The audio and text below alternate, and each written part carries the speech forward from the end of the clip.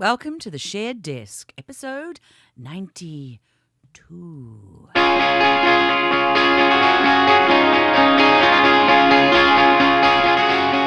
praying that cat doesn't get in the way. That's all we're hoping for on the show. And the thing is, he is not the only time he is on camera is on the still shots that you see on Facebook and Twitter. At least he stands up. At least when he stands up. Hey, everybody! It's the Shared Desk. It's the Shared Desk, episode 92, inching ever so close to episode 100. And I'm your host, T. Morris. Rian boy.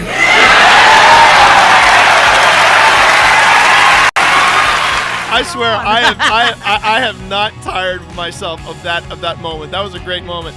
And sitting across from me on the other camera, I'm Pip Valentine. She really wants to get a crack at somebody. She can't remember when this fight started based on her history. Someone wake up Hicks! Oh! That's awesome. That's the pull of the show. That's the pull of the show. Oh, that's why I married you, baby. I love you. That It's was the truth. great. It's the truth. It's good to know why. How you doing, everybody? It is the Shared Desk.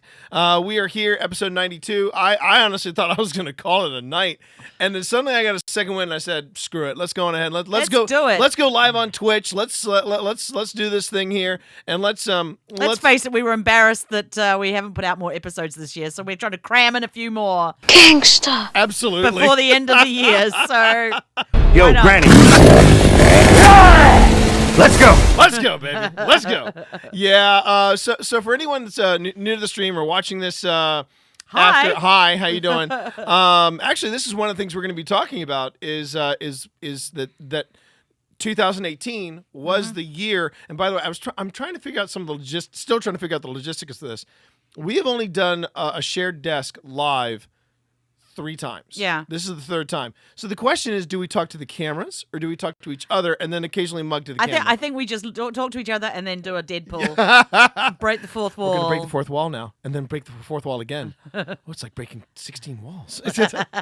You know, are we going to make time to go see Once Upon a Deadpool? I don't know about that. I mean, there's so many good We movies to see. We could introduce Serena to Once Upon a Deadpool. I don't know. She's... No, we should watch The Princess Bride first and then take then her. You get it. Yeah, that would definitely do it. Absolutely. Seriously, Lana, call Kenny Loggins because you're in the danger zone. So while we wait for people to join us here on the stream, let's go on ahead and let's talk about what we're drinking tonight. Because you're drinking like the grown-up drink. I'm drinking the grown-up drink. Well, let's talk about your Well, your I'm going to say this is drink. This is European at least. It's from Lidl.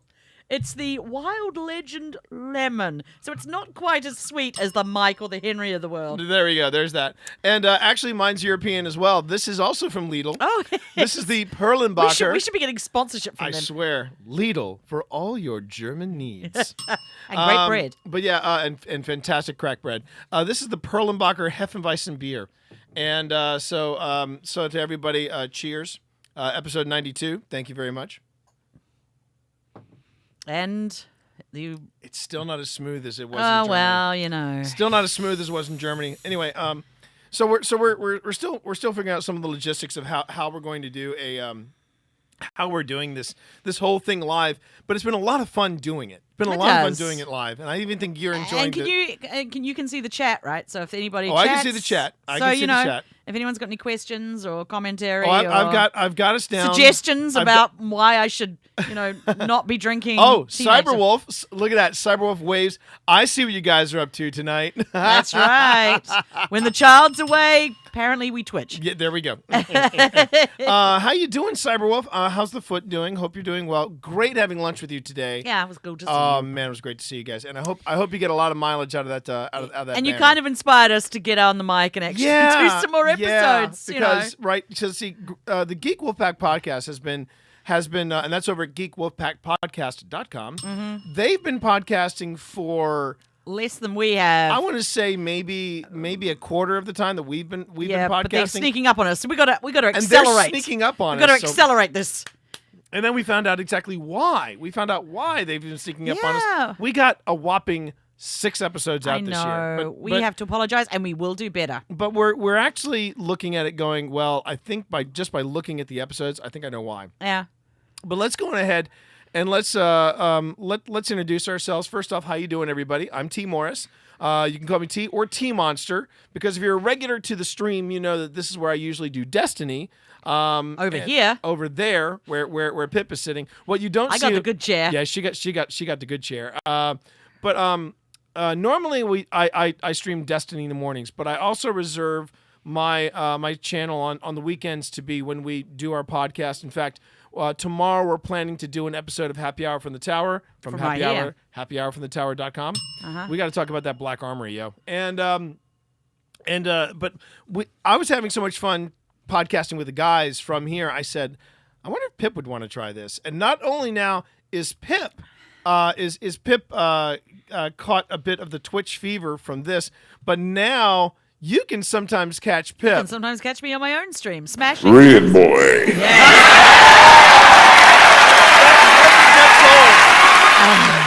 So- if you've ever listened to the Geek Wolf Pack podcast, Very good. and you should, you will hear some of our D&D exploits where I play a teenage barbarian with anger issues. You mean this one? She really wants to get a crack at somebody. She can't remember when this fight started based on her history. Wait for it. Someone wake up Hicks! Well, yeah, I love my barbarian because she has a great cleaving ability. She likes to leap, and now she has an extra 5 foot of reach. Yep. So 2 squares away. And for anybody that's in chat, Cyberwolf is actually part of that wacky podcast. What is now going to be its own podcast. ADHD. I can talk about that. I don't know if you can. Well, I did it already. ADHD D&D is becoming its own That's podcast. right, yes. It's becoming its own podcast.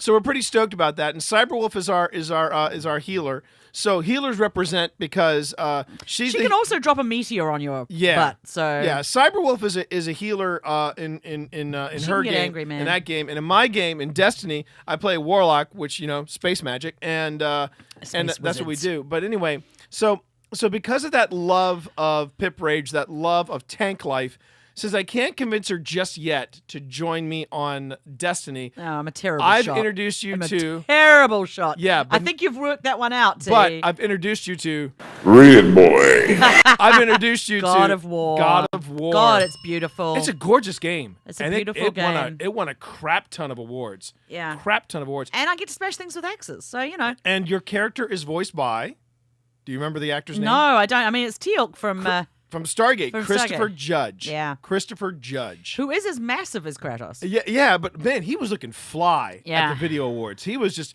had this. He had that blazer on. He had the Tony Stark thing But his happening. voice with his, is fantastic. yeah, it's like he- butter. Yeah, like butter. Butter. But yeah, he plays the character you're playing is Kratos. The and God of War. The God of War, or as Nick likes to say God of War? The God of War, or Nick The kebab of war. the God of Are We There Yet? The God of and when there's a dragon by the God of oh shit. I learned how to run yesterday. You learned how to sprint yesterday. Sprint, that's right. I was sort of like, why am I not go? I'm just sort of lightly jogging here. Lumber. Which is when a dragon is shooting fire at you, you need to go a little bit faster than that. I'm just saying. So I learned how to sprint. Yeah, we're Very actually getting handy. ahead of ourselves. That's something we're going to talk about a Yes, little but we later. weren't going to talk about that. But yes. What we want to talk about on the show, besides our adult beverages and being on stream and all that stuff, is we want to talk about 2018 on a whole, the best of times, the worst of times, the most productive of times, and we're going to look back on the 5 episodes that we got here, and this is when. So we're looking particularly at the episode at the end of last year when Yeah. we said what we're going to do in 2018. and this is when I'm it's just really. hoping we got everything done. I remember chat one time. Pip was like, "Why do you have to go so in detail with your show Yeah, notes?" now we know. Once. Yep. Once. Yep.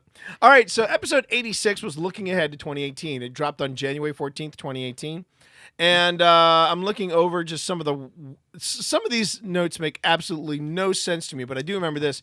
We shouted out some big love to the Doctor Who Christmas special. That was the one where we actually have a drop in for the show, but it's not on the board. It's the one where Capaldi basically turns into Jodie Whittaker. Oh yes, and it had a really the delightful crossover with the actor who plays Filch in the Harry Potter films, and he plays Will Summers in the series The Tudors, that older gentleman. And he played the original Doctor, William Hartnell. That was beautiful. Why are we retrospecting on other things that that don't involve us? Well, because it was Doctor Who, baby. Come on. I think we could. And it was Jodie Whittaker. We could talk about Jodie is our Doctor. Next episode, no, you hold off on that because next episode we want to talk about what we're looking forward to in 2019. In 2019, absolutely. So, but we did have a shout out there, and for some reason, Battlefield Earth was playing on the Hallmark Channel. I don't know why. I don't know why. So anyway, episode 86, it turns out we were actually doing the show with the Kellys. That's right. We were doing the show now I'm with the going Kellys. to call out Nick there because it says here that he was 4 books, Pip. 4 books. Oh, that's right. Yeah. Yes. Yeah. 4 books. Yeah. Yeah. And at that time, he'd already had a new book out, and that new book was Catwalk Obedient. Oh. And we talk a little bit about the Catwalk series. Stacia was cranking out the words as well. And you know who else was in this massive show with us? Wait, Katie. KT Brisky. That's ktbrisky.com. And isn't this amazing? She's had a pretty big year, but she was talking. Yeah, the funny thing was she was talking about. Yeah, I'm really nervous, Dario, about this thing I'm doing. I'm doing the 6 stories told at night. Yeah. And I'm now adapting it was on the it was on the short list for best of the Toronto Fringe for the Festival. best of the Toronto Fringe. So, and they've been pumping out theatrical productions up there. So Katie and Blythe Haynes have become the new Fry and Laurie. That's right. They're creative partners now. They are creative partners. And they've launched creative juggernauts. And they've launched their own theatrical endeavor called Gangway. Gangway Productions. Gangway Productions. Yeah. So. Yeah. Big ups on them on doing that. Yeah, so. go to ktbrisky.com and you'll find out more about that. Maybe when she comes back in February, we can talk about that because she'll be going to the Smokies. So actually, Serena and Brandon both were in here. Apparently, they were having a tough time talking. Serena was planning to study creative stuff. She's certainly doing that. She's had her first open mic. Yeah, that was pretty cool. That was pretty cool. Pretty cool. Yeah. And then. Let's see what else do we have here. We were looking ahead to conventions. We were talking about Guardian Con 2018, which was your first one, right? First one. We also talked about MagFest, and then we got into the return of the novella. Now, were you already? I think that was probably talking about pre-planning. No, I don't think that can have been about really the return of the novella. Well, didn't the mermaid series happen after? I think maybe I was thinking about. No, you know what? If Stacia and I were talking about it, I think probably Stacia and I were at the talking about it stage, but we hadn't pulled in other people yet. Nothing is said. Thermal says you might be a better show than T and Destiny. Oh, but I saw a better shot now. Okay, well, I don't know about that. I'm not going to go that far, Thermal. I'm not going to go that far. I'm a pretty bad. Oh yeah, we're calling you out, Rev 3, dude. Right now, all of the Kellys are watching us, so it's a bit like a flashback. 4 books, Nick. Yeah, 4 books. In fact, more than 4 books. So let's suck it, nerd. Okay. What else we got? It's going to be 4 books next year as well. The Adpocalypse. We were talking about the Adpocalypse. Oh, here's the funny thing. T's turn. What is waiting for him in 2018? A solo novel, but I'm torn between 2 projects. I can do both, but my focus is somewhat split. And then Twitch for Dummies, and Brandon called me out. What, that you weren't going to do it, or? No, that I shouldn't be doing it.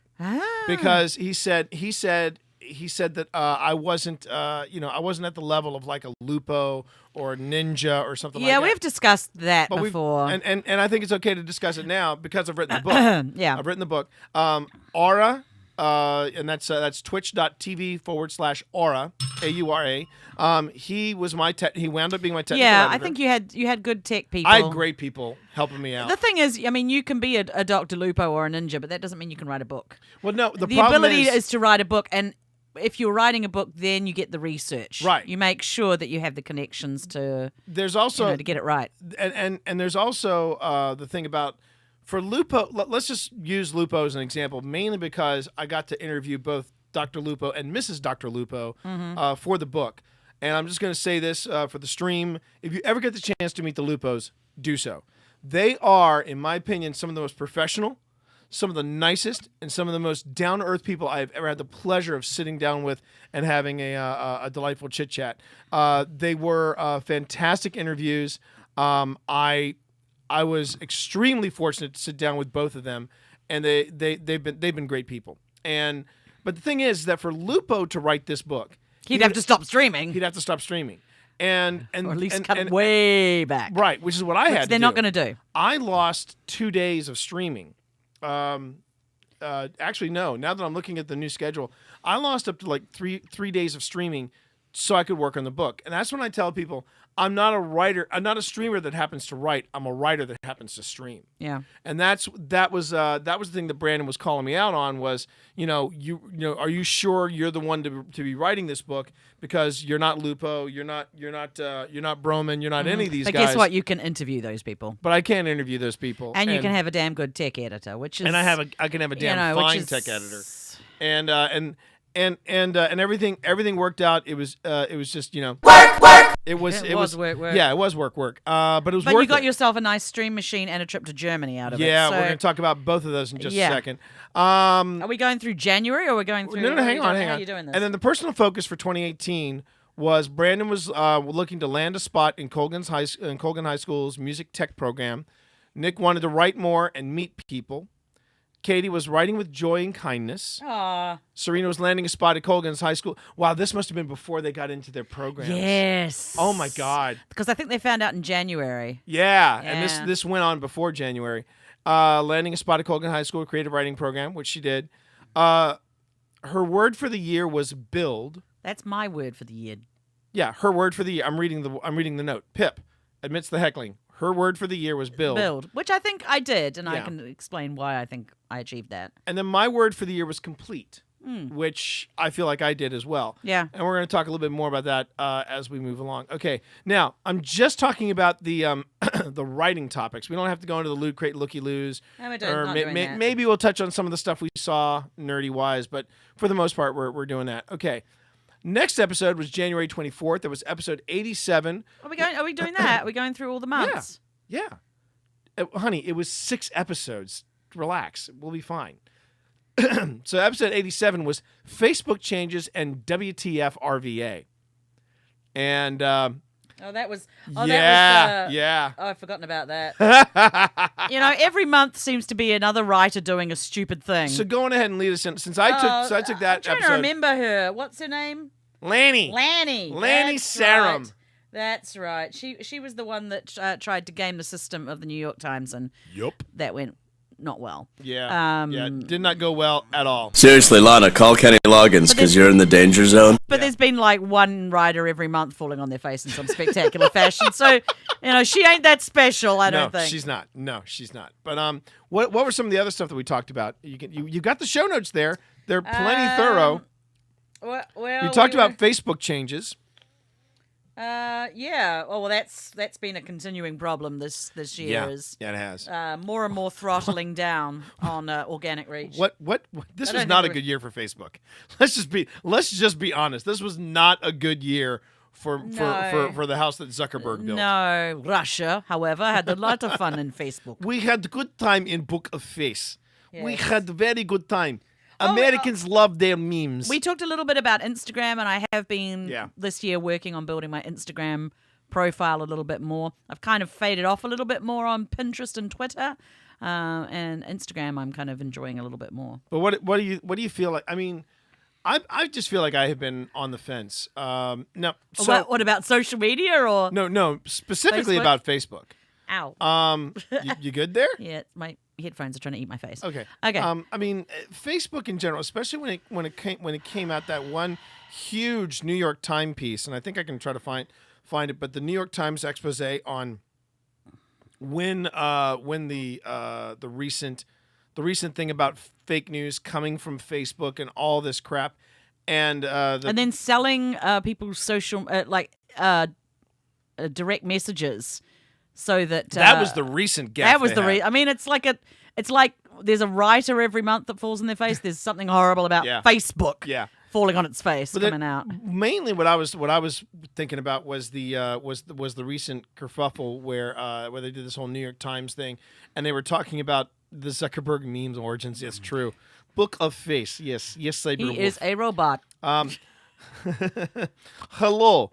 I am all about making America great again. My name is Steve. How can I help you? I am from Minnesota. Yeah. All the Minnesotas.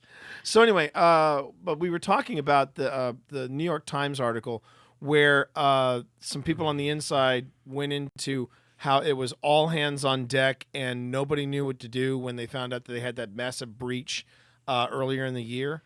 And it just, and they were like, well, let's not talk about it. He's going to Congress, and they tried to hush it, and it was just a mess. And I'm sitting here going, look, first off, chat, just so you know about something about my background and about me, I used to work at a firm called Intersections, and they dealt with cybersecurity issues.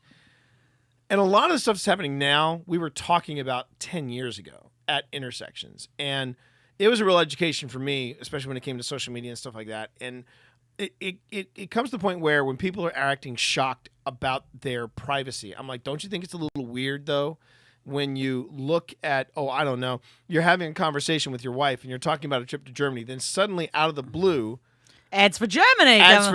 For flights to Germany show up in your Facebook feed.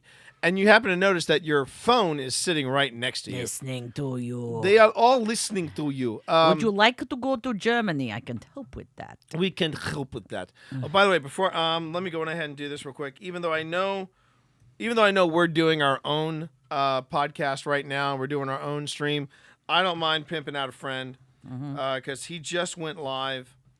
Phil Rossi Media. Yeah, he's over there scaring the crap out of himself. Staying true to brand, he's doing the Scream streams. I love he's that. He's doing VR stuff. No. Yeah. No. Resi Evil stuff. He's a braver man than I. Braver man than I, Gunga Din. Anyway, so yeah, I personally have been watching Facebook in the past year in 2018. We've done some. I just feel like I'm drifting away. We've given up boosting posts. That's what happened this year. I did start. There's a ministry and a steampunk in the ministry group, of which I've been slowly adding people to, and I think that has a more of a community feel. Yeah. And it seems to be reaching a few more people. Yeah. But I'm trying to keep it fairly low Did you spam. want me to put a link in the shows for that or no? If you go to the Ministry of Peculiar Occurrences Facebook page, there'll be a link to the group there, and you can ask to join. There you go. I'm keeping it locked down and making sure that actual real people are joining rather than, Steve from Minnesota. Rev32 comments that Brandon was playing Payday in VR. Payday? That's not like a virtual reality. Sounds like is that a Liam Neeson thing? I was gonna say if it was that's not the Parker Brothers board game in VR, because if it is, that would be really boring. That would be wicked fun in my opinion. Super dull. I'm sorry. Okay, if you say so. Brandon said it was fun to do, so you have that. Okay, so now we jump from January, thinking we were back on track. To episode 88. To episode 88, which went live April 18th, 2018. Yes, and we were dealing with some big issues in this episode. So this would definitely go down as the worst of times. Episode 88, writing in the midst of bad news, bad luck, and grief. Yeah. So the reason why we took such a huge break between end of January, there was February, which led to March. And then... because we were in the Smokies in February. Yeah, we were in the Smokies in February, and I remember that was a... if I remember correctly, that was... No, that was the year after. Yeah, when Dad was in and out of the hospital. It's no secret on this. It's no secret on this podcast. No secret on this stream.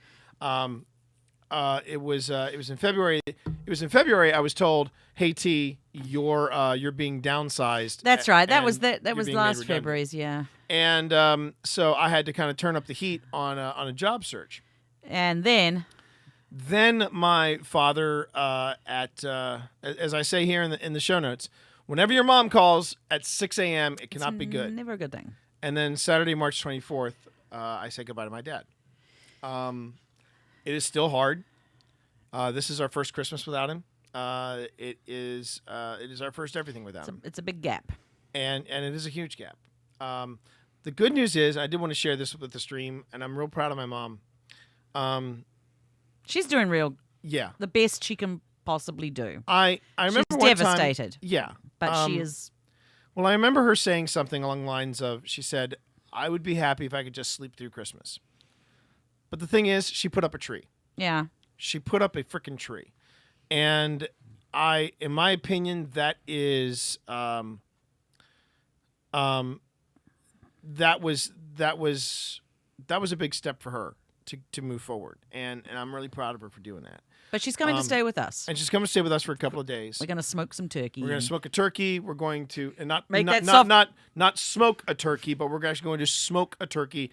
Slice it up. People who have watched this stream know that you smoke meat. Yes, I know, but it just helps to sort of reiterate that. So that, and at the week of the funeral was when I discovered that it was the final week for me at Stratford University. Yes. So that was dealing with a lot, and then in these show notes, and this is why it's important to go and check the show notes over at theshareddesk.com. You'll see that I've got this song here. I'm only going to play just a little bit of it. Hang on. Niggas fighting over rings, niggas won't be the king. I know. That's why I'm only going to play a little bit. Don't you mouth along with that? Boys bang bang. I don't do that. Long live the chief. Long live the chief. Long live the chief. I need to isolate that part of it. Just that part of it, because you're dropping the N-bomb. That is not my jam. That is not my game. But Jadena. Long live the chief. Which, if you watch Luke Cage, it's in that first season. It's in that first season of Luke Cage. But that was when I got the gig at. It was like ups and downs. It was ups and downs. Yeah. Before I left Stratford, I was picked up by Code.gov, and I'm their chief of communications. And so that was great. I feel like your dad might have had a word with some people. He might have. I think he did. No, he did. No, he did. Keeping an eye. He did. He always would do that. But the subject matter of this was dealing with writing while you are going through grief and while you are processing not just grief but just bad news in life. Yeah, I think we decided that there are the two ways to deal with it. One is it's your therapy and you don't do anything with it. You just write to get your thoughts out. And then another bit, it's like your mom, keeping yourself busy. Right. Finding something constructive to do in that time. I'm looking at the show notes, and I did say this. T's dad may never appear in a novel of his, but there will be influences and reflections aplenty. The Case of the Pitcher's Pendant was the book that I dedicated to not to the memory of. I dedicated it to my dad, and it was all about baseball. And I thought he would, be all about it. And what does he tell me? That was good. That was a good story, son. I like the first one better. I'm like, thanks, Dad. Thanks. Hey, he told him how it is. Yeah. He wasn't going to sugarcoat that. No, he did not sugarcoat a damn thing, and that was one reason why I loved him. DC Denny, how you doing, brother? Good to see you in chat. Thank you very much. So then we didn't do an episode till June. But hang on a minute. We did talk about some of the one thing that was kind of a sort of a little haven while we're going through ups and downs. It was during this point that Netflix dropped Lost in Space season 1. Oh, that's right. And we talked about the writing about that. And we talked about like the original Lost in Space, how that did not age well. Then we talked about the movie version of Lost in Space which is even worse. And then we talked about, general fandom saying Lost in Space is a sacred cow. No need to remake it, reboot it, or retool it for a modern audience. And Netflix went, hold my beer. And man, did they knock it out of the park. I loved it. I loved me some Lost in Space. I cannot wait to see season 2. That was episode 88. And hey, by the way, chat, at any time, if you want to ask us a question for stream or for what's going on, communicate. Go on ahead. I'm keeping an eye. I'm keeping an eye on chat. We're doing good here. Rev3 said, this is a fun recap of last year. Can't wait to hear where this goes in 2019. It shouldn't take long because we've only got five episodes. Five or six episodes. I can't believe that. So our next episode was in June. So we were a little closer. Yeah.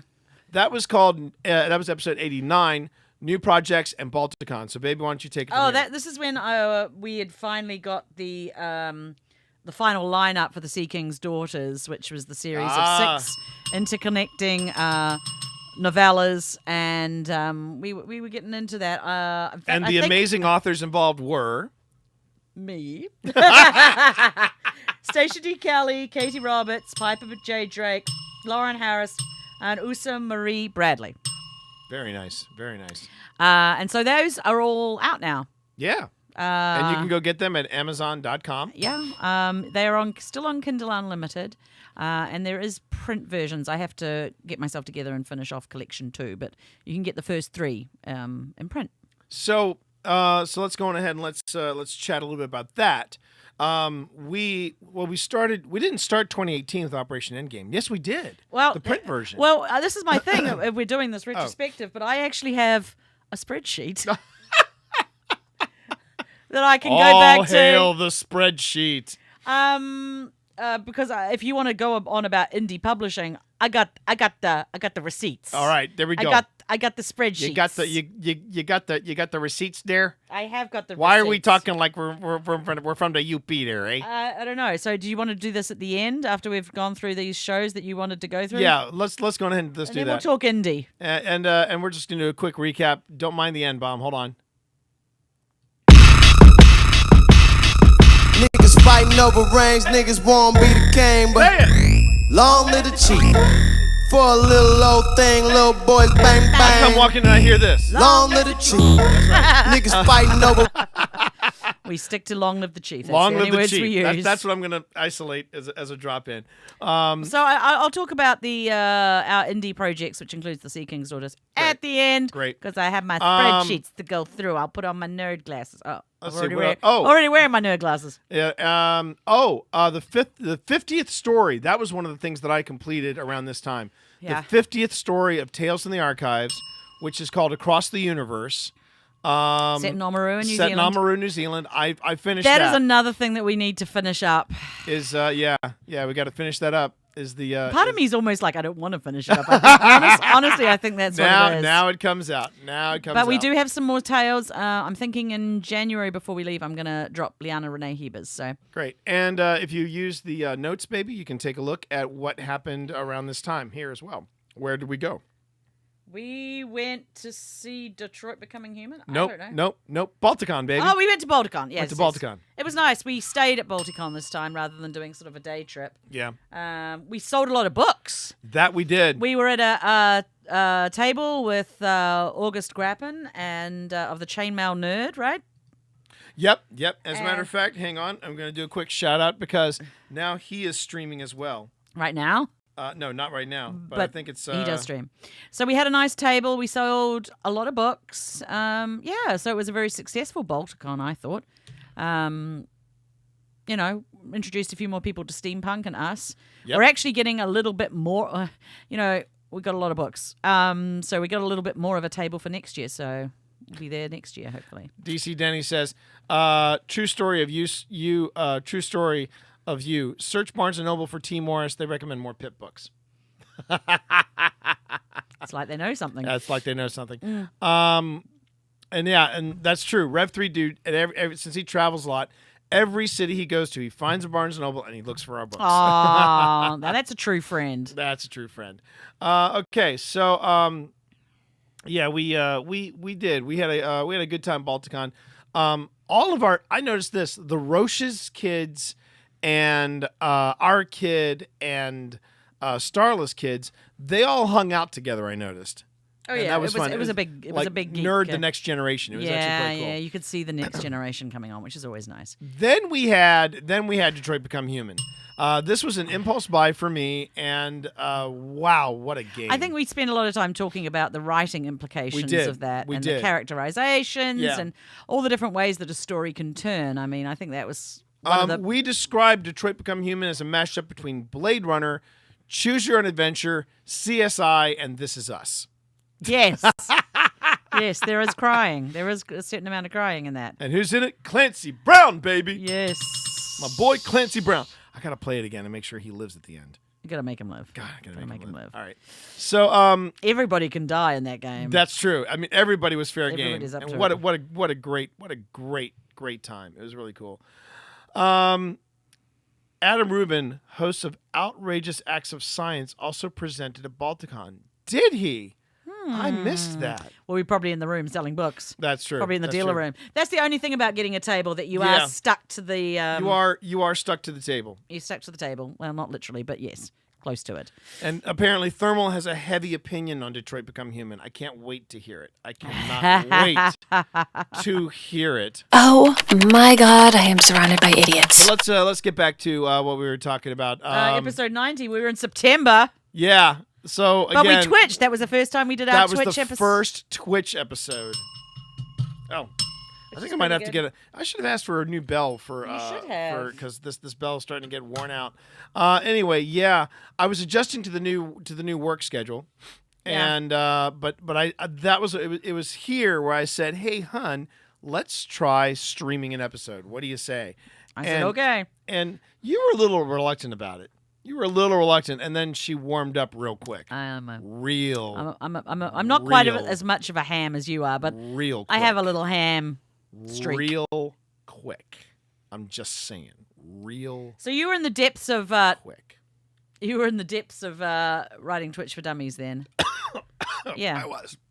If you choke to death, this is my show. Yeah, but This is my stream. and it'll do great in getting people to donate bits and stuff for the stream. Fantastic. Oh, by the way, want to say real quick, there is a charity currently going on across Twitch. Mm-hmm. If anybody donates any bits, which is the the internal currency of Twitch, and go on ahead and you'll see it in the you'll see it in the stream right now. When you give to any channel with bits, They match it. close. For 1,000 bits raised, Twitch will donate $2 to directrelief.org. And what do they do? They go into where natural disasters happen, like tsunamis, earthquakes, hurricanes. Oh, okay. And they help out. That's good stuff. Yeah. Currently, Twitch has raised over $280,000. Wow. At the rate they're going, they've probably already cracked into the 300,000. How long are they doing that for? They're doing it until December 29th. The way you make this whole thing work is that you donate bits, but before you send the bits to the person, you add to the line of code #charity. And that way it counts. They track it. Yeah, they track it. So just cool. and it's not just in this channel, it's across all channels. So if you drop any bits, 30 bits, 50 bits, like Thermal Wolf just did it. And he did. Did you do the hashtag? He did 1 bit. Thanks for the bit, by the way. #charity. They raised $297,278 for direct relief. Nice. So good on them. Are they going to crack on to? Yeah. It's the giving season, right? Exactly. Thermal and I have just had a book idea to work on for 2019. Just figured it out while you guys are streaming. Oh, good. We're glad to help. There we go. Well, you had 2 bits. Now you only have 1. So there's that. And that's fine. I'm looking back at some of the things that we talked on our Stacia actually introduced me to 2 things back in September: later.com and Canva. I mean, I'd known about Canva. Well, I told you about Canva. Yeah, but I hadn't really looked at what you could do with it. And Sure. So I showed you about it. You're like, yeah, that's nice. But I Stacia shows it. Yeah, like, when he's like talking, I'm like, whatever. Then Stacia says something, and I'm like, oh, okay, that sounds really cool. Thanks. So, and later.com is a great way of being able to schedule things across Instagram, Pinterest. I mean, there's a small free service, and then there's like a not very expensive monthly service if you want to get all the bells and whistles. So I've been using that. Yeah, so I was deep into Twitch for Dummies, and then let's see, and then Pip was getting back. Oh yeah. Pip got the rights back during the show. That's right. Was that you got month? You got the rights back Wow. for Bookstore and Shifted World, all in like around the same time. Not the audio. I didn't get the Shifted World audio rights back. Oh, really? Because they're separate. Oh. So, but you can still get the audio book and it still counts. Right. But yeah, I got all the books of the order, and Eidolon is coming. And on top of in all February. that, and I think you might have a copy of it over there behind you, on the tray. Oh, this came out. Yeah, no, we were just starting to work on this. Oh, okay. You mean this? Yes. This beautiful thing here, Which has been, which is available in all outlets and on Amazon. And pure paper? that's the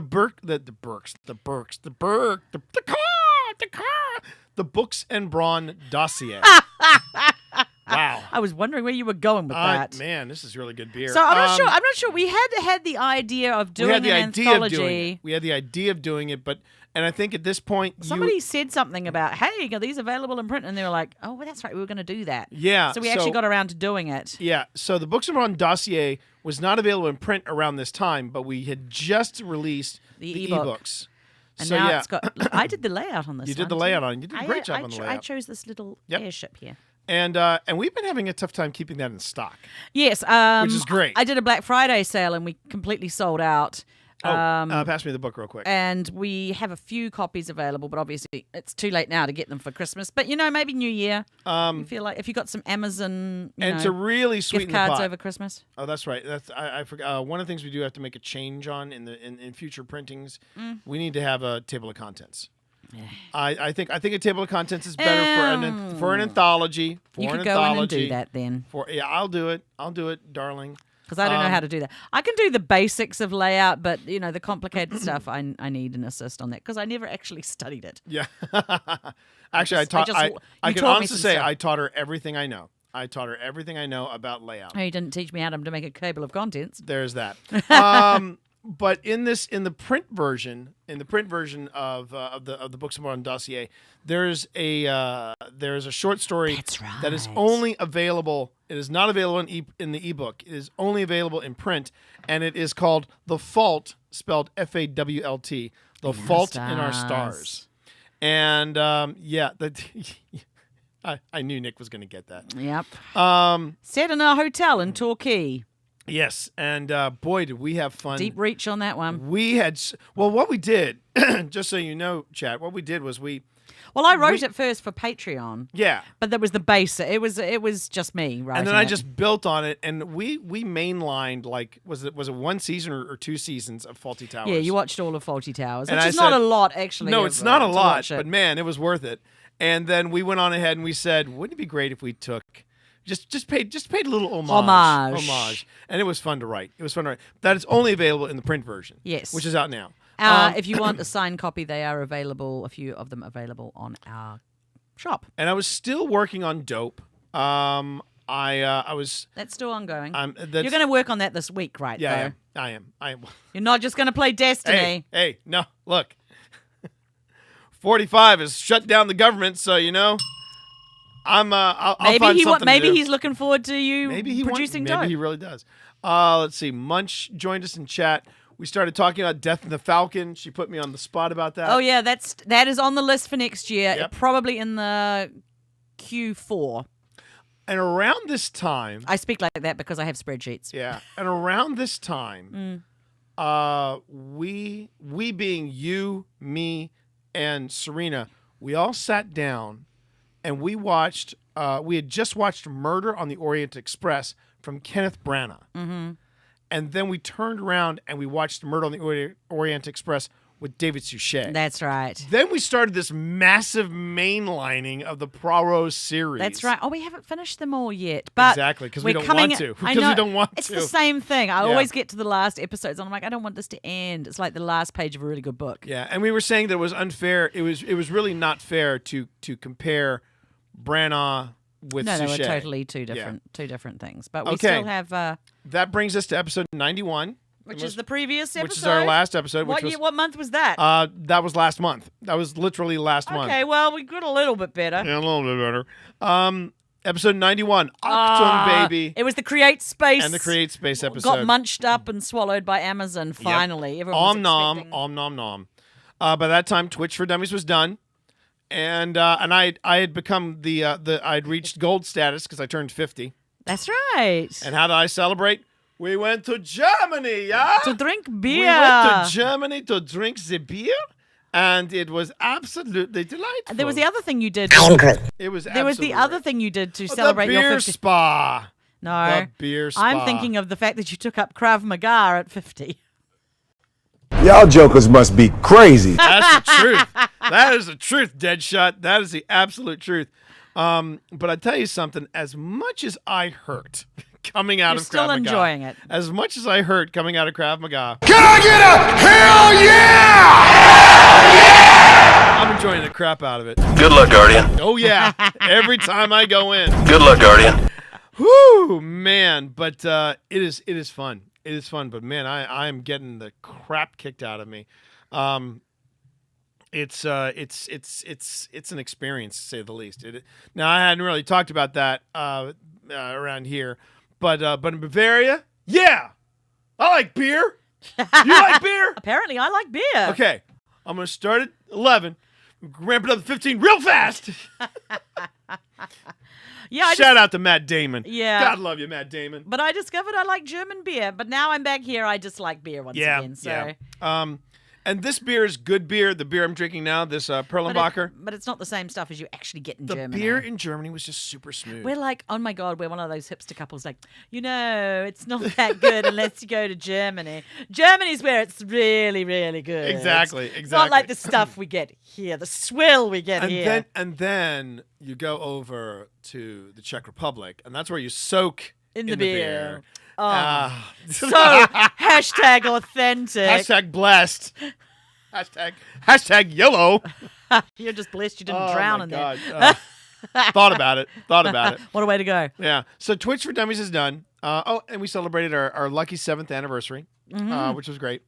And then... that's right. We went to the Inn of Little Washington, at Little Washington. Oh, my God. Yeah. Wow. And our taste buds are still like, why? Why did you have to show us perfection and beauty and then have it snatched away? But the other big upgrade that came, I'm keeping it classy. But the other thing that came in September was the upgrade. So let me see if I. Okay, so this is not going to work in audio, but I can at least do this. Oh, you can see this giant thing over here. I'm going to turn the camera around slowly. So there's the screen, and to give it perspective, I don't dare look at it or get sucked into it. There's Pip's head, and then there's the top of the screen.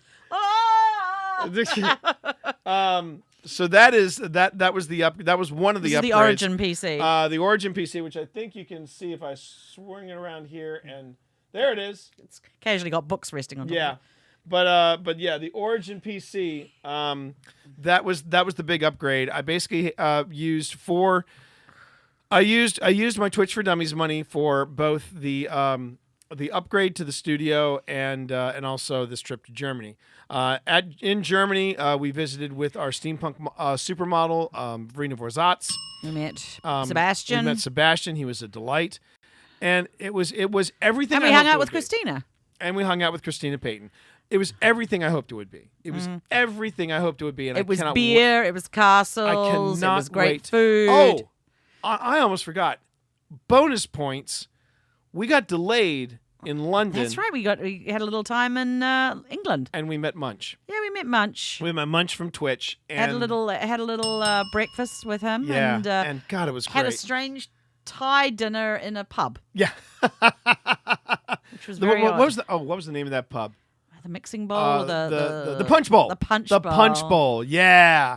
And it was really funny because you could walk. It was like a around traditional little English pub, and then you walk around the corner a little bit, and there's all the Thai decorations. Suddenly, it becomes a Thai restaurant. But I remember thinking as I was walking past, and good Thai food though, actually. Yeah, really good Thai food. And I nearly bumped into a dude, and he was like, "Oh, pardon me, mate." And he said that, and I just was like, "Oh my God, I'm back." I wish I was. We got to go back. Yeah, well, yeah, we got to go back to Germany. Selling some books in 2019. Sell some books in 2019. All right, so then we had the discussion about Create Space. And we talked a little bit about that still stands. Yeah. That still stands. It takes at least 2 weeks for you to get books if you're indies. Yep. And you have an event, make sure that you order books. I would suggest a month out. Yeah. Just to be sure that you get the books. They're also packaging them not as well. Pretty crappily. Yeah. The quality of the book is still the same though. So the quality of the book. I mean, this is a new Amazon digital publishing book. They really did a nice job on it. It doesn't look any different from a Create Space book. It doesn't look any different. It's very clean. It looks good. The cover It's got that nice rubbery. Yeah, what do you call that? it's got the matte finish. I'm in love with the matte finish. Was this done by our lovely Olivia? This is yes, that's Olivia's work. Yeah, she does great covers. Everybody, Olivia does great covers. And we were a little disappointed in some of their stuff. Yeah. With the so we just have to adjust. You know, be flexible. We are adjusting. So shall I hit my spreadsheet? Well, that was the thing. So we talked about the Books and Broad dossier. It is a thing. And with all the issues you have with sticking with Amazon, the one thing you have to remember, 2 reasons to stick with Amazon: Rufus Sewell, because he looks great in The Man in the High Castle. That's right. He's Amazon Prime. He's not in a book. Otherwise, I'd order a box of him. You'd order a box of. Give me a box of Rufus Sewell, please. with a side of Idris Elba.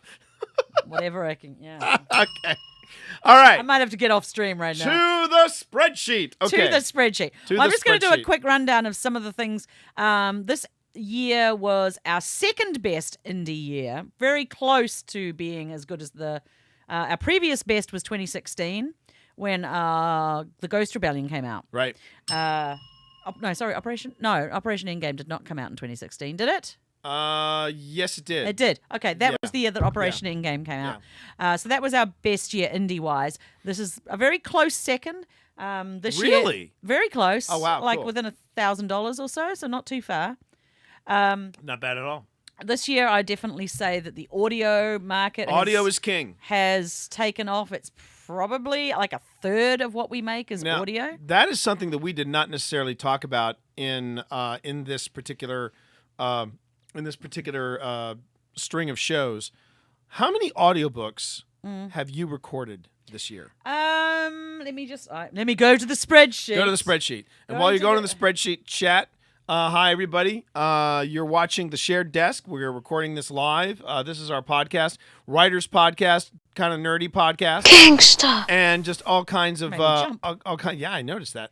All kinds of stuff. This is where you see Pip and myself doing the professional writer thing. Working. And we're just, So I have an answer for you. All right. And just remember, chat, we're keeping an eye on the Twitch stream. By all means, going ahead. Drop us a question. Ask us anything. We're here to answer you. Hail to the king, baby. Okay, let's talk about that. Audiobook 7.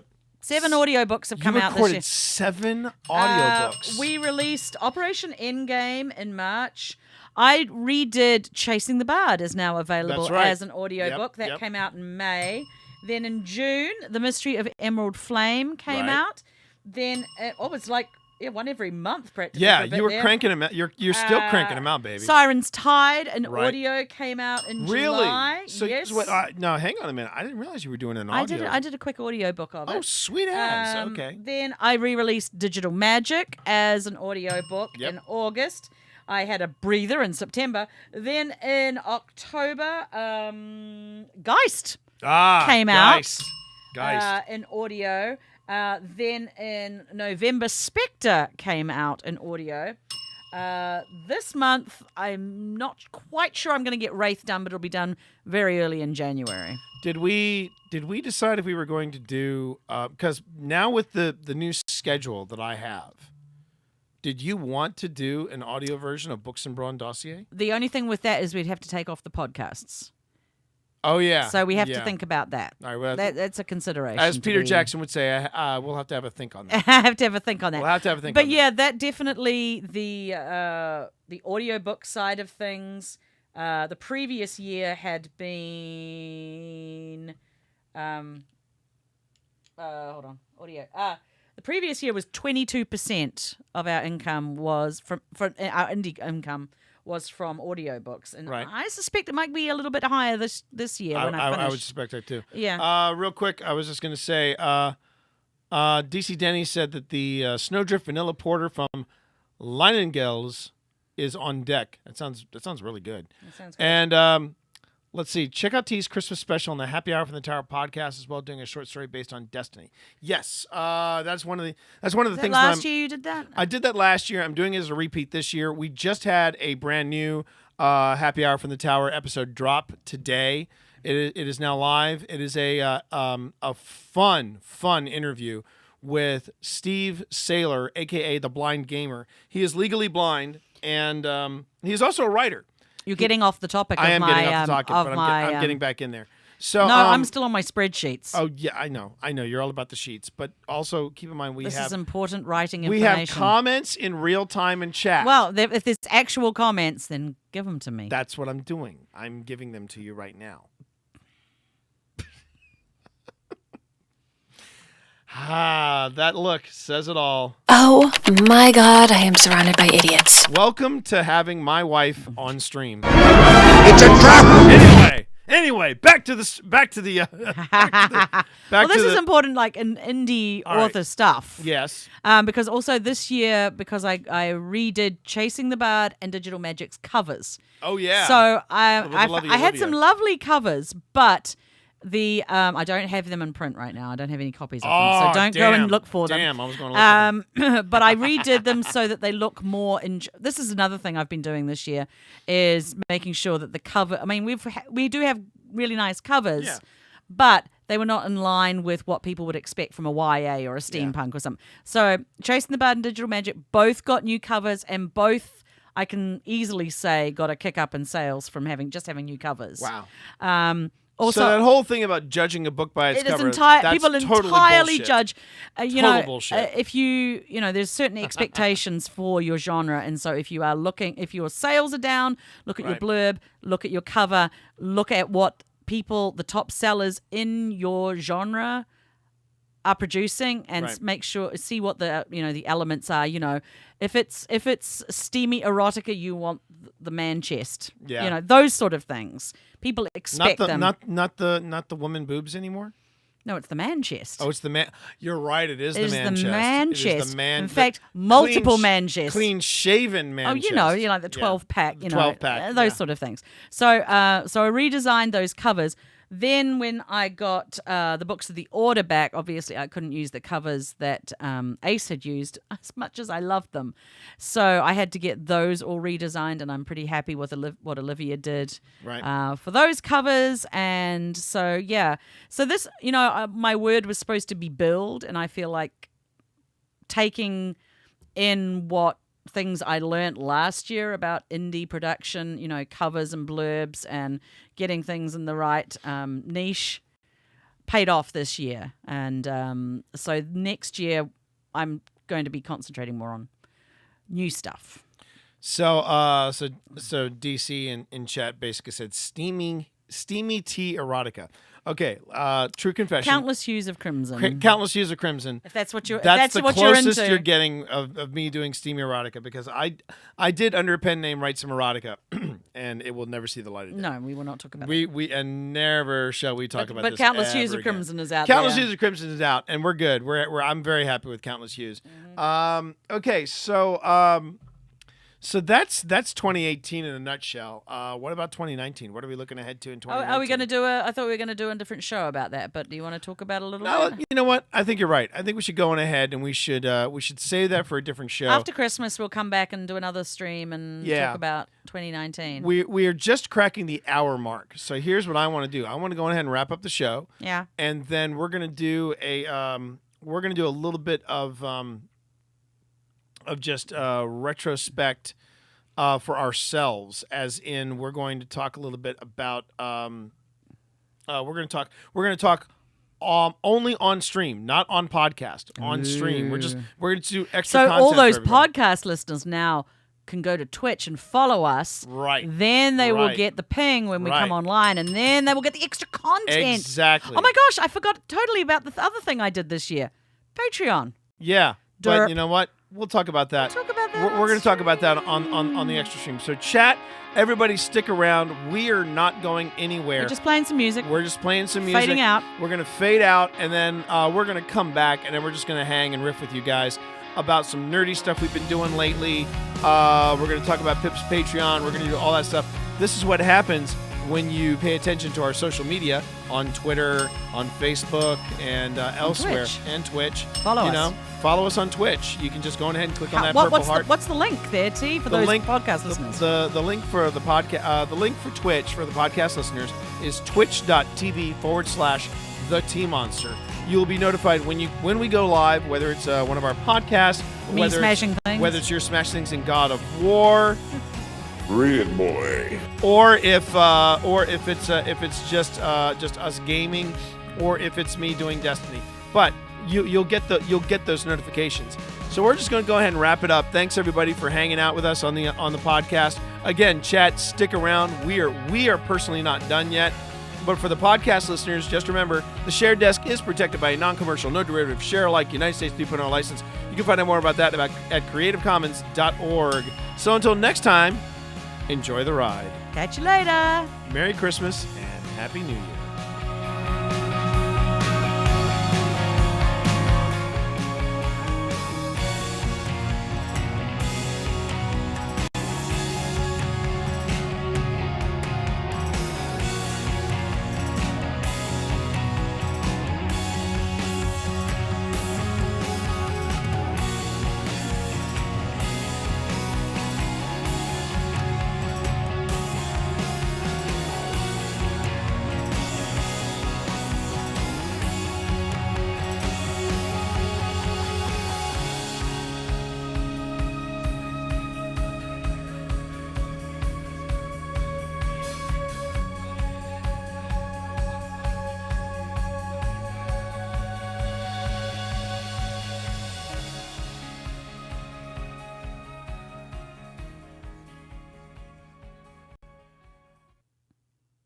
I never get tired of that music. It's cheerful and I think it is exactly what we are on this podcast. You always know that piece of music when you find it for a podcast. You're like, yeah, that's the one. That's the one. Encapsulates it. I did that. I did. Yeah. When I did the I don't mind pulling this up. I wonder if there's any way I could get. No, I can't get it on stream without it being complicated. But I can at least play. the music. Just a little snippet of it because otherwise they'll mute you. Oh no. This one will be okay. We just go over to. Please hold. Please hold, everybody. It is that, and it is this one. You'll recognize it as soon as I play it. Hold on a minute. Hit it. Hang on a second. Yeah. Remember this? Yeah. This is the code.gov music I did. Yeah. Same collection too. I think it's great.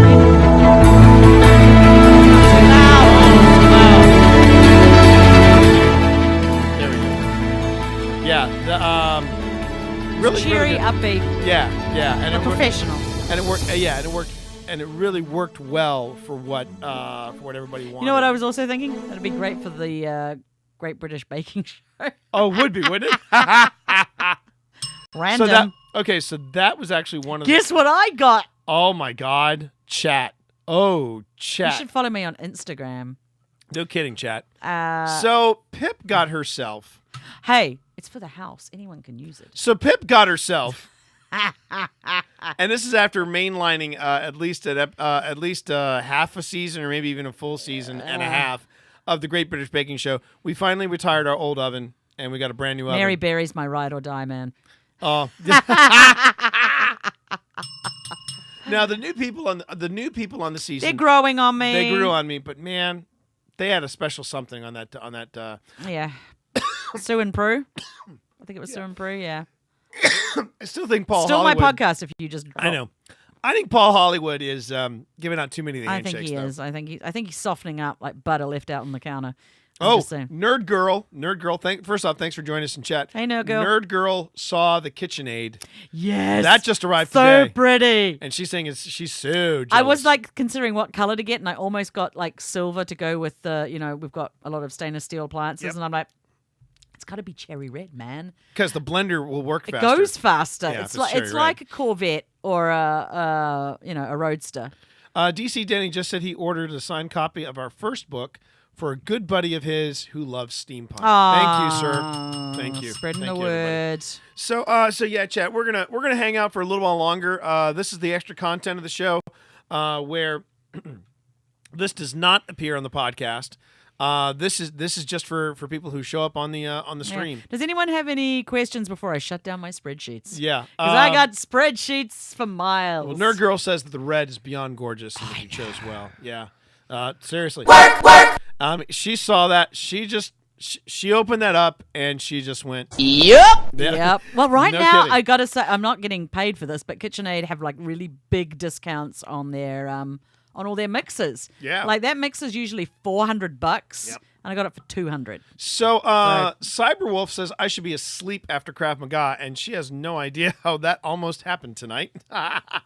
Sometimes naps occur, you know what? Yeah, That's just, I was it's just part of life. We're nap positive in this house. Yeah, I was phasing and ice those knuckles. I saw. Oh, you saw that wasn't a bruise. That was an opened. Yeah. Okay, she's talking about this. Ow. I was stupid enough. Should have seen the other guy. Yeah. I was stupid enough to say I'm going to toughen up my knuckles and go barefisted on the bag, and that was a stupid thing to do. Yeah, boxers even wrap their hands up, their knuckles up. So I know, and so I'm gonna get myself some proper gloves. I don't know if I'm gonna get the full sparring kit, but I'm gonna definitely get myself some proper gloves. What I usually do. Don't you have some gloves already? I thought No, you don't. I don't. Okay. No. But what happened was that I Well, our daughter takes Krav. Yeah, our daughter takes Krav, and her class is at 10 o'clock. My class is at 11 o'clock. So between 10 and 10:30, while Serena's in class, I go on ahead and I work the bags. Because she's with the grandparents today, I went on ahead and just went to my 11 o'clock class. Didn't do the bags today because I was still kind of tired because yesterday we were Pip and I were on stream yesterday doing things in That's God right, of we War. were punching things. God of War. But like virtually punching things. That just doesn't get old. Virtually punching things, which is much easier on the knuckles, it turns out. It is. It is much Cramps easier. up the hands, but it's good on the knuckles. It's fine. Tackle and grapple. All right. So Speaking of, yeah. Let's do a quick rundown of some movies. we've and done some media stuff things lately yeah. that we just going to run through. Mortal Engines, I think we should start with because that's what we saw. God, Mortal Engines. What? It's getting terrible reviews. It's getting terrible It's reviews. making very little money. It's making very little money. It's a pretty solid movie. It's a solid YA movie. Yeah. Honestly, if it had probably been made 2 years ago, it would have made buku bucks. It would have made the Hunger Games look like it was sitting still. Yeah. So. But I mean, just going for the world building alone. Yeah. Just for the world building of Mortal Engines. I mean, it was fairly standard YA fare. Yeah. As far as plot was. But it was the backdrop that sold it. Yeah, and there was some backdrop cool sold it. I'm not so sure about the lead. The lead male. The lead male, the love interest was kind of like. I was like, it's a generic pretty boy. Yeah. Now Hester, the girl that played Hester. The girl that played Hester. You're going to see her good. in some stuff. She was delightful. And what was the name of the lady that flew the beautiful Janae? Yeah, Janae, Janelle, whoever that was. She was very great. good. Yeah. And, of course, Shrike, which was, as I said, a masterclass in how to write a relatable villain. And that was the thing. Shrike was the surprise. Yes. He has up. a moment. He has a moment where I lost it. Yeah. So I recommend. So would we recommend Mortal Engines? Yes. Yes, I would. We would definitely recommend, especially for steampunks. Yeah. If you got even a slight inkling. If you're like steam curious, or even if you're steam curious, that this is one for you. Now, speaking of Peter Jackson, which we can talk about because mad love for Peter. Okay, so I believe that it is going to be at theaters on the 17th, which has already come and gone, and the 27th. If you find a theater on the 27th of December that is showing They Shall Not Grow Old, make plans to go. Oh, yes. Make plans to go. We were lucky that it was at our local theater. Wow. But it was packed. We went on a 4 o'clock on a weekday. 4 o'clock on a weekday, and it was packed. It was packed. And we took our daughter with our 14-year-old. She's very into World War stories. Yeah. World War One. Yeah, she's right. Yeah. She's very into World War One for an American child. Unusual, but so go on ahead and set it up. What exactly is They Shall Not Grow Old? So Peter Jackson, who is the Oscar-winning director of Lord of the Rings, and we won't talk about The Hobbit, but Lord of the Rings. Yeah. He is a huge huge buff of World War One, and he has various times tried to get projects off the ground set in World War One. Has not been able to so far. But apparently the Imperial War Museum in London contacted him, and apparently he did this for no fee. Right. They just said, we have like 600 hours of original footage from World War One, and because it's coming up to the 100-year anniversary of 1918, the end of hostilities, we want to do something groundbreaking, something different, something that people haven't seen. And so Pete said, all right, I'll go home and have a think. And they came up with this amazing, such an experience. He took the footage, he cleaned it up, he reset it to proper frame rate, 24 frames a second, I think. 24 frames per second. Because in the early days of film, it was entirely reliant on a man cranking the film camera, so it could be any variable amount of frames. They said that some of the footage was 13 frames per second, some of it was low as 12 or even 10. Yeah. Some was as high as 18 and 20. And he actually, so there's a featurette at the end. Oh, you stay for the featurette. Yeah, and it said, you actually see the film 1 frame too fast and 1 frame too slow, and you're like, wow. Yeah, you can that tell. makes a difference. Your eye knows when it's most realistic. Okay. Real quick, before I miss this, Nerd Girl actually had something to say about Mortal Engines. She said it was visually gorgeous, but they strayed away just enough from the book to be a bit disappointing. The movie visuals were seriously stunning, ton of fun. Plus, since it's Peter Jackson, she didn't expect the story to be totally true to the book. Yeah, I know in Mortal Engines there's a lot more in-depth analysis of the different classes that are involved in living in London. It was kind of vague in the movie. Well, yeah, but I can see that, a book is not a movie. But Hugo Weaving was in there. But they stuck a lot more to, the boom bang, the bombast, rather than going into, because Mortal Engines is generally supposed to be about capitalism and the underclasses and people who are crushed beneath the wheels, literally. But it really was well done. You could do a whole other movie on that. But the other thing that happened that was really cool, and this is not necessarily a spoiler alert, because if you're going to be there, when you see it happen. Bobby from Bobby from The Expanse is in there, yeah. But one of the things that's really cool though, switching gears and going back to They Shall Not Grow Old. One of the things that they do is that the first 15, 20 minutes they're talking about the build up to the war. Yeah. So they're talking about the build up to the war. And it's square. And it's the square, it's the 3:4 ratio. The jittery. And it's jittery, and you hear in the back. Yeah. You hear the projector. Then when they actually get out of training. And they land in France. The camera does this very slow pan forward. And as it does that, it spreads out to be 16:9. And then it goes into color. And then suddenly the projector stops and you actually hear voices. You hear sound. Yes. Sound from the time period. It was, and I think everybody in that movie theater went, ooh. Yeah. When that happened, you suddenly realize, and it suddenly came alive. And they corrected the speed. And then and the cool thing that Jackson talks about was that when they found these moments, these little moments of history, they were like, okay, let's identify them by the patch of the regiment. Where were they? Okay, so these guys were the regiment from Yorkshire. Okay, we got to find a Yorkshire actor.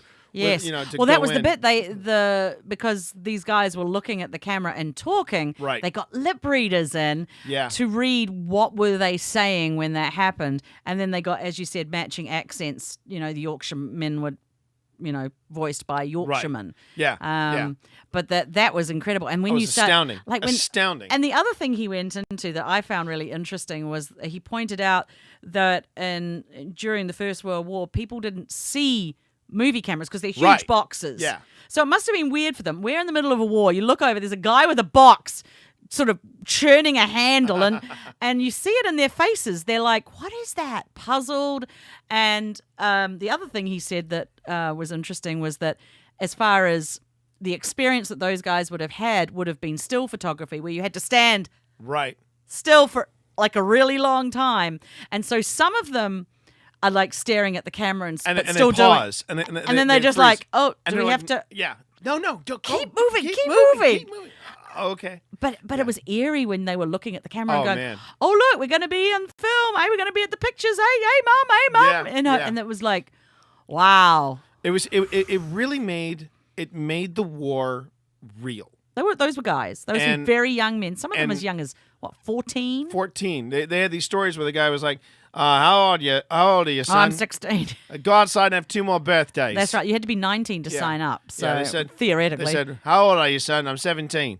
"No, are you sure you're not 19? Oh yeah. "Yes, sir, I'm 19. You know, I mean, some of the and because what they were doing is they also went back to some of the BBC. That's right. Interviews of some of the World War I. They had veterans. such a wealth of information to go back to. 600 hours of audio. That's footage, right, and 100 hours. And 100 hours, right, I was which right. they whittled down to 6 hours and 6 hours and I think 60 hours respectively. And he had so much footage. He was like, okay, how do I do this?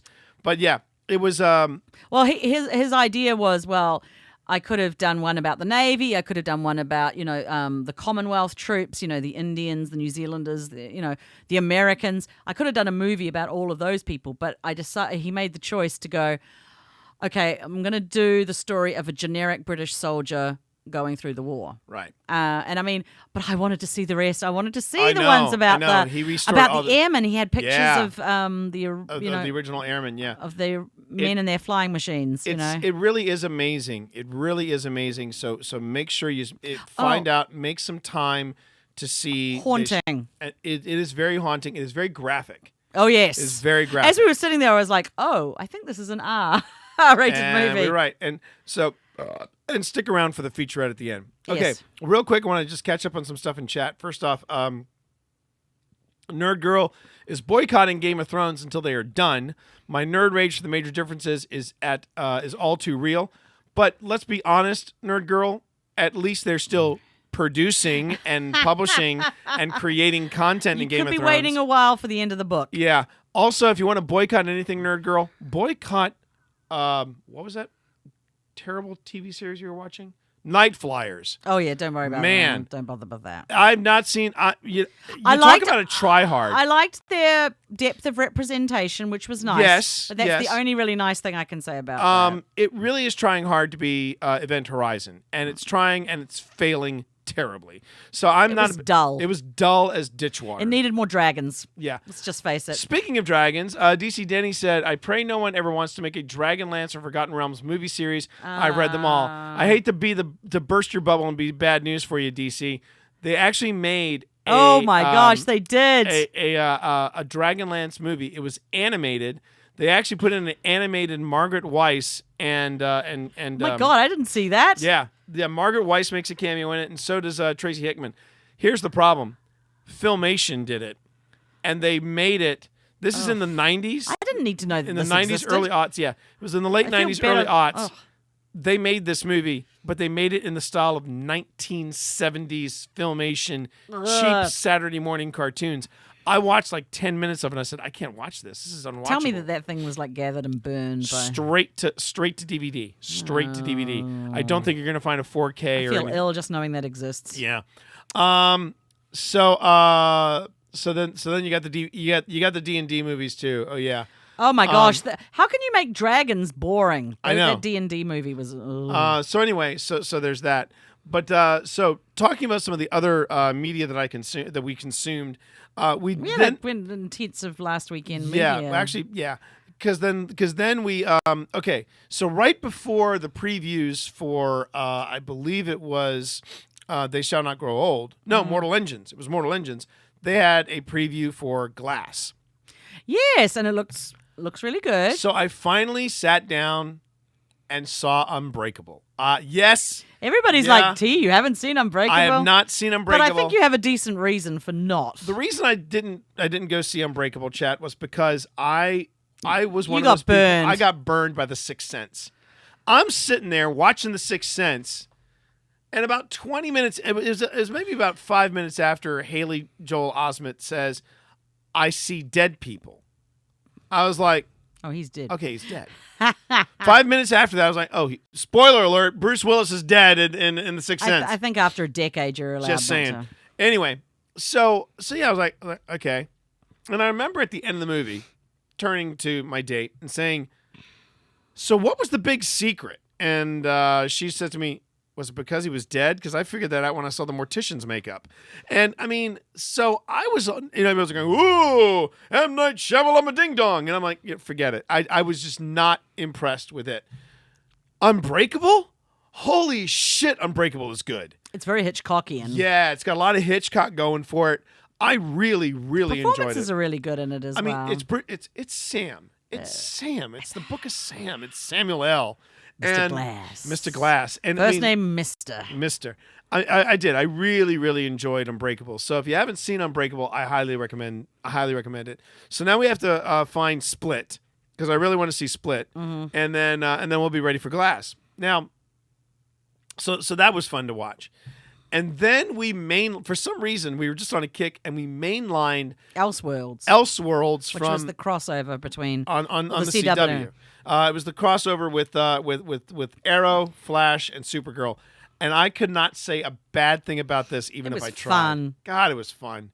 Even Stephen Amell was having fun. Oh my gosh, and Superman. Oh, in Superman the black suit. Oh yeah, and he smiled. Yeah, even with an evil smile. I like their Superman. He does look like he's having a decent time being Superman. It's not pure misery for him. Well, that's the thing. I feel like Henry Cavill got a bum rap. Yeah, because the behind the scenes stuff, he looks like he's having a great time playing Superman. But then they turn the camera on. They turn the camera on. It's like, I suck. This sucks. God, it sucks being me. And then you can tell. It's funny.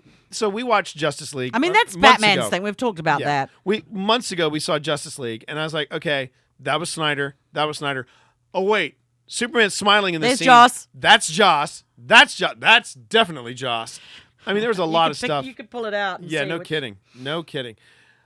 Okay, so that was all the media we consumed last weekend. Then there was this weekend. And hang on a minute. Before we go on to that,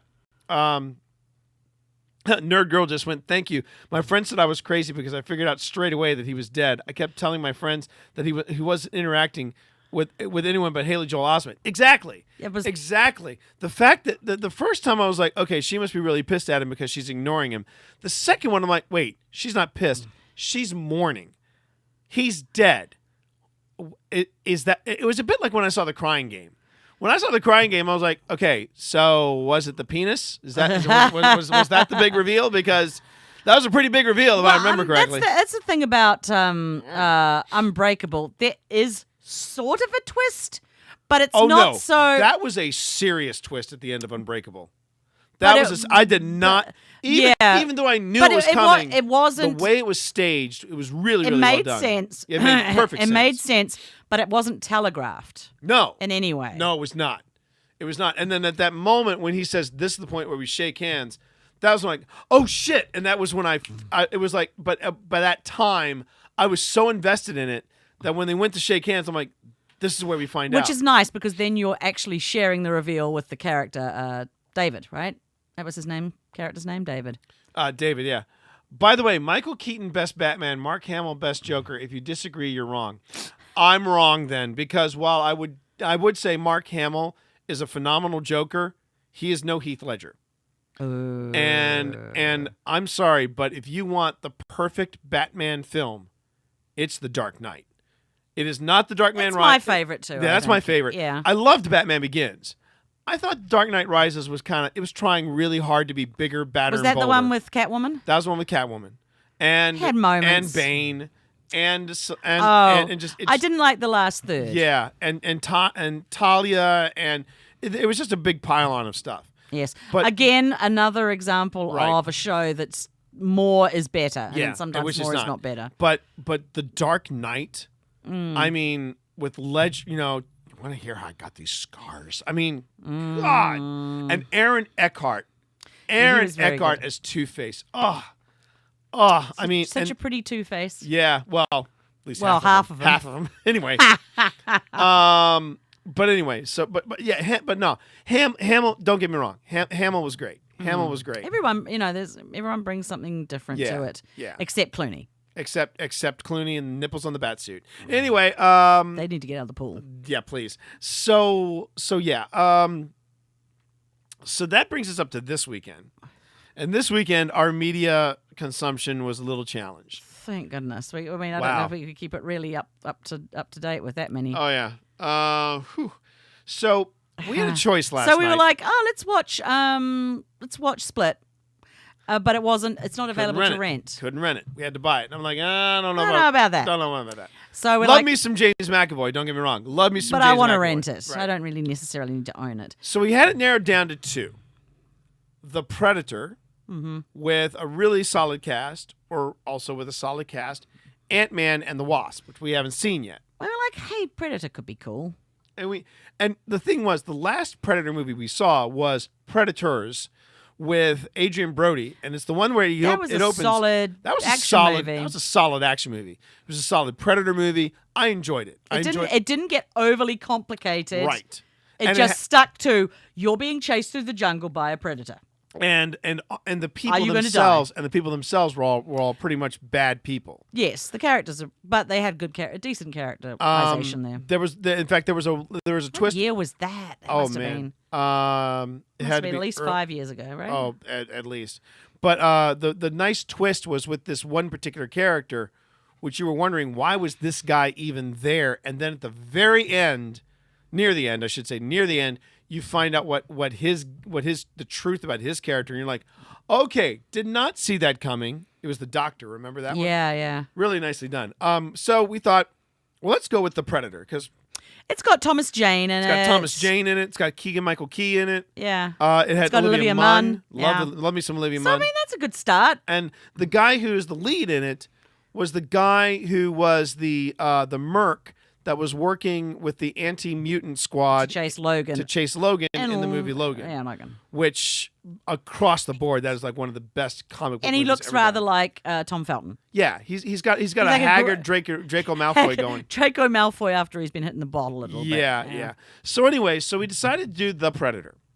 Oh, last bit of trivia about The Predator. It's directed. It's directed by Shane Black. Now, Shane Black, you might know from being the director and writer of Kiss Kiss Bang Bang, which I saw. Which I recently. also introduced you to. You introduced me to that, and I really loved Kiss Kiss Bang Bang. Oh, it's great. It's got Val Kilmer and And this actually brought on Robert Downey Jr.'s comeback. Yeah. So it was really, really tightly written, tightly. Yes, I know. You I can bounce know, a DC. penny off it. Oh yeah, it's so tight. But you're right, DC. The Doctor was a little shit. Yes, but that was the great thing.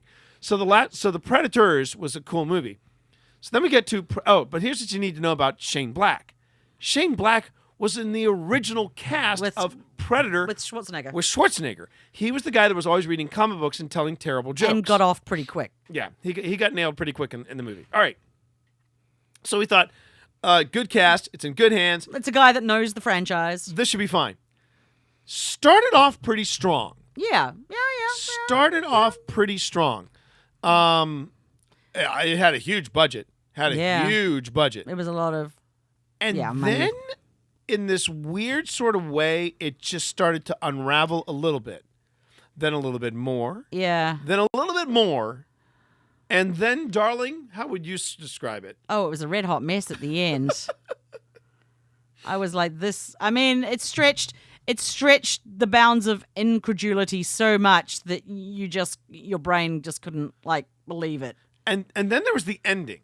Yeah. Which they were trying to set up as a sequel, I guess. Well, hopefully, please God, don't ever let a sequel be made. Oh my God, terrible! I mean, it was an absolute red hot mess. And of course, the ultimate thing. Oh yeah, Alex White, if you're listening. Oh wait, he's not. He's not going to be listening to this. But yes, autism is not a special power. It's not a mutant power. No. It's not any of these things.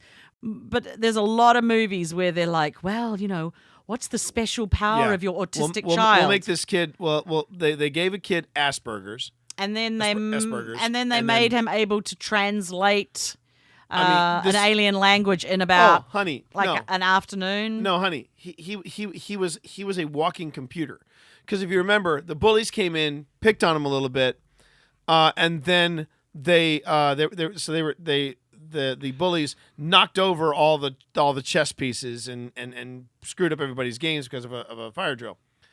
And then the kid picks up all the pieces and put them back exactly where they were because that's his superpower. Yeah, that was the first sign I was like, oh, this is not going to go well. Oh, it was terrible. When they started to go to the bit with the child, and I'm like, oh, no. Yeah, that was the other thing, too. This kid obviously had a really, really intense Asperger's. He was just having a tough time. He had a tough time with loud noises, things like that. So what does the mom like to do? She sets him off to let him go on his own for trick-or-treating. Yes. On Halloween. I'm like, oh, no. And while the kid has an issue with loud noises, he can apparently blow up a house with one of the things that he was doing, and he was fine. There were so inconsistent. Yeah. And the plot holes were so big. I'm like, absolutely ridiculous. There were a couple of deaths that were coming up where you're like, Theon was in it. Theon Greyjoy was in it. Yeah. First one taken out by the bad predator, and that was the other thing. At first you thought, okay, that's the bad guy. Then it was like, oh wait, no, the predator's the bad guy. No, wait, the predator is struggling with another predator. So that predator, no. Everybody's just a pissant in this movie. Oh my gosh. And it's again another example of a victim of too much. Oh yeah. Because I mean, you don't need to add more to the predator. The predator is God. supposed to be scary by himself. You don't need to make him 11 feet tall. It was just how can he be a creature of stealth when he's 11 freaking feet tall? It was also just this. It was just a hodgepodge of all these half-baked ideas thrown into the script.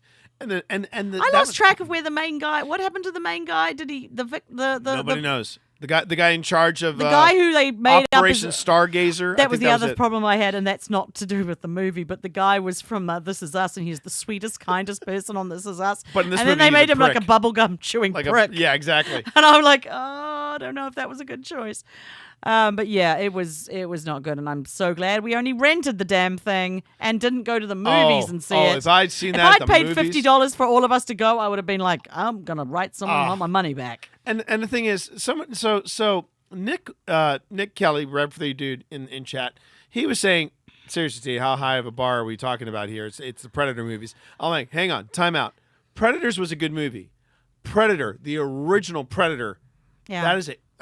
Just a solid action flick, right? No, that's a fucking classic. Yeah, but it's also a solid action flick. It doesn't try and get too like. And in the original, you had Arnold Schwarzenegger, you had Carl Weathers. It was directed by John McTiernan. Great effing movie. You know what it was? There was a lot of great tension between the villain and the protagonist. Oh yeah. Whereas in this one, who knows who was supposed to do what? You didn't know who was the villain? Who was the protagonist? Yeah. I don't know. It was a red hot mess. So you're not missing a thing by we chose in the words of the knight in The Last Crusade, we chose poorly. And so we so there's that. But I think the next one we will watch is Ant-Man and the Wasp. Yeah. We have been hearing great things about a Spider-Man Into the Spider-Verse. I think that's probably the next thing we'll go and see in the movies. Yeah. Maybe between Christmas and New Year. We want to wait for Serena to be back. Yes, she'll be upset if we go see that without her. Yeah. So chat, we're gonna be looking at wrapping up the stream soon. So real quick before we do that though, I wanted to go on ahead and turn it up to 11. Find out if you guys had any questions about any of the books we've been writing. Any of the stuff that we're planning for 2019. Mm-hmm. What do you want to know? By all means, talk to us. Let us know. And remember, if you're dropping any bits in chat, make sure to add in #charity. As you saw with that last Nightbot post, when you add in #charity, there will be $2 for every 1,000 bits raised across Twitch. Okay. There will be $2 donated to the charity directrelief.org, and right now they are just shy of raising $300,000 for those folks. So that's pretty cool. You look forward to our 4 podcasts next year. Okay. Hey, we're gonna work on. This makes 6. Yeah. That's at least 2 more than 4. We're actually going to try to get better at. Honestly, doing the live stream, I think, has been. I think it's quite. Yeah. It's breathed a little new life into the podcast. I think it's not that the podcast got stale. No, but it's just it was getting harder for us to find time to sit down. Yeah, and next week we will do a what we're going to be doing in 2019. Yeah, we can stream. Do that. Absolutely. And talk a little bit about some of our projects, including 4 books, Nick. Yeah, Nick, calling you out. Yes, you do, DC. But no, Nerd Girl actually says Ant-Man and Wasp was great. So, good. So we need something. We need a palate cleanser after that. Yeah. So Twitch for Dummies.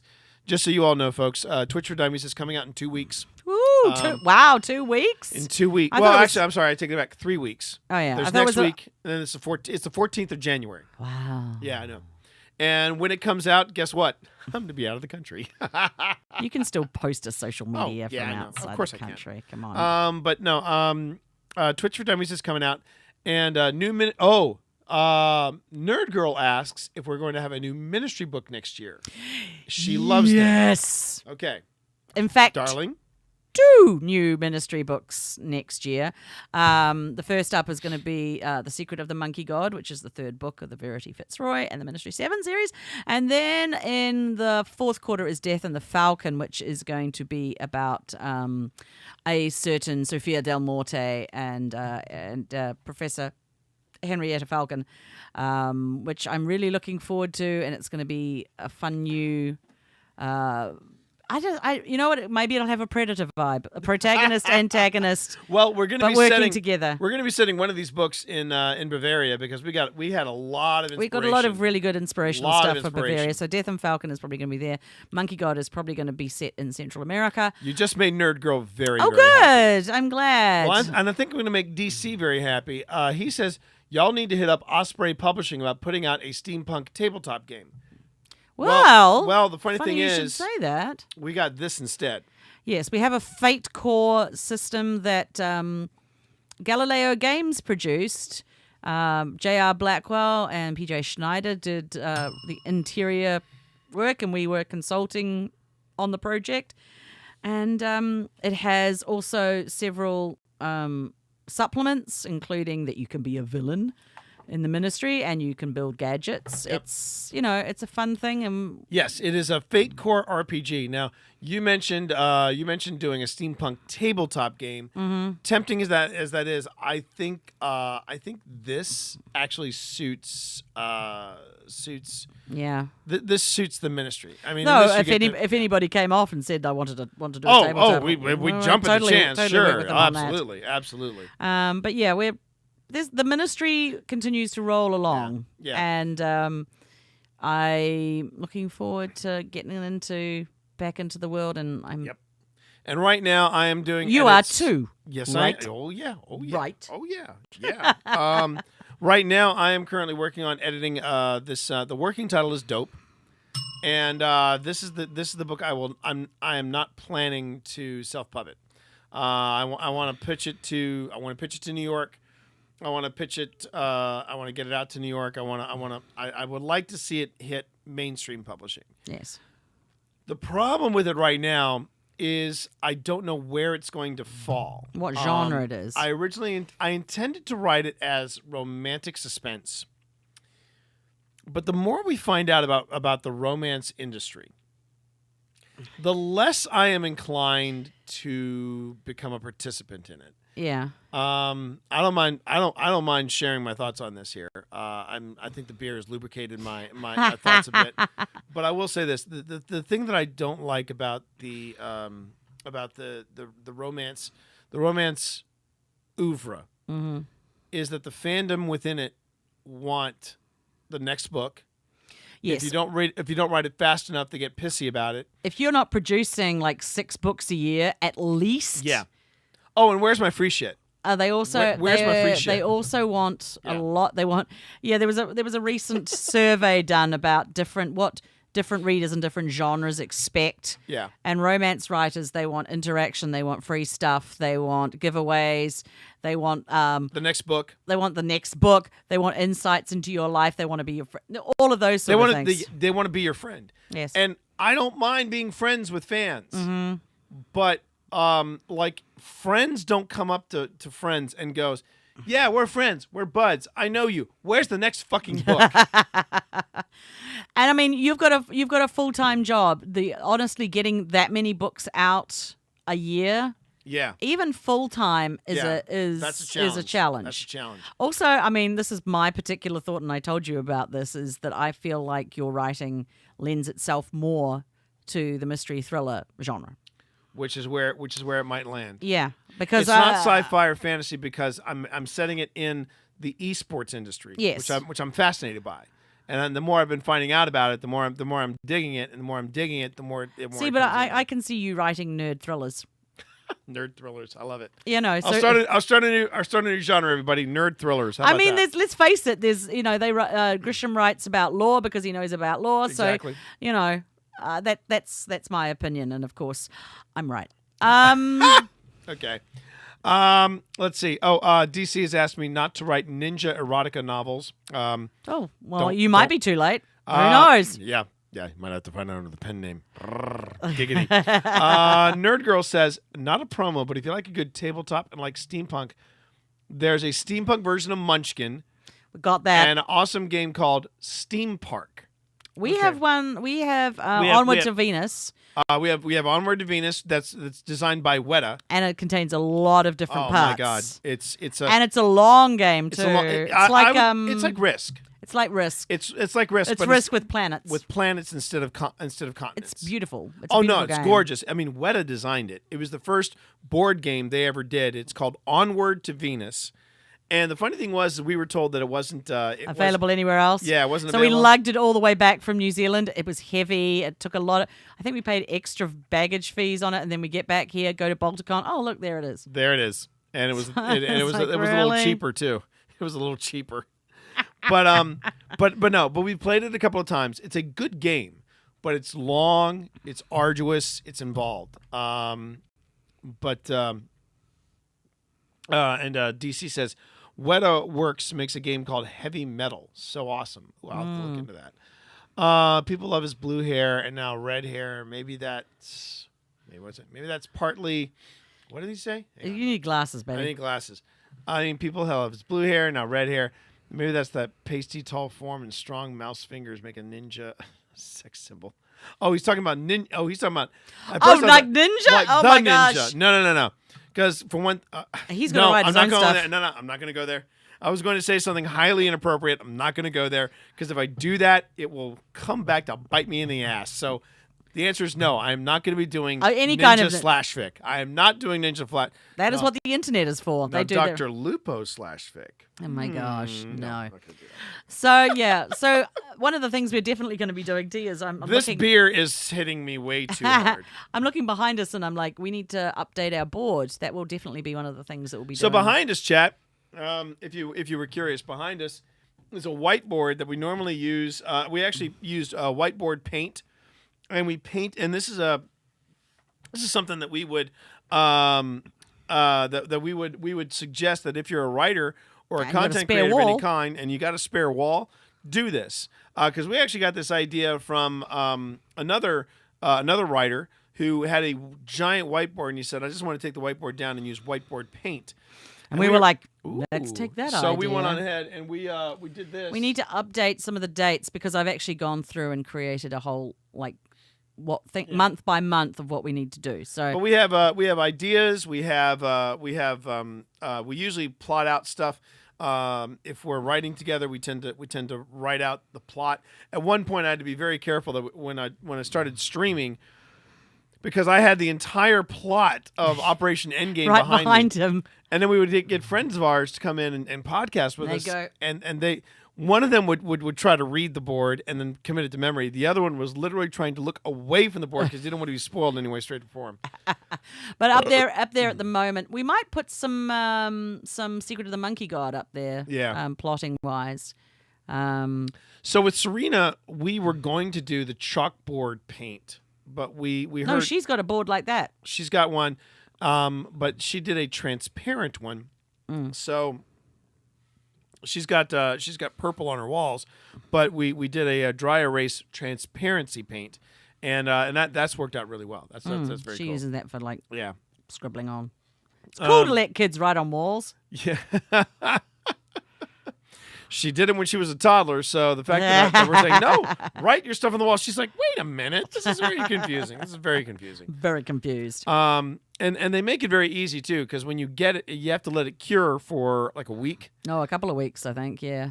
So what they do is they give you a giant sticky note, and it basically says, write the date of when you painted here, and then add 7 days or add 14 Whatever days.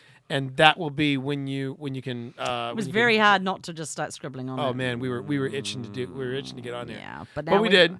But it's definitely a thing we do at the end of the year is that we make sure that we have up there what we actually want to do this year.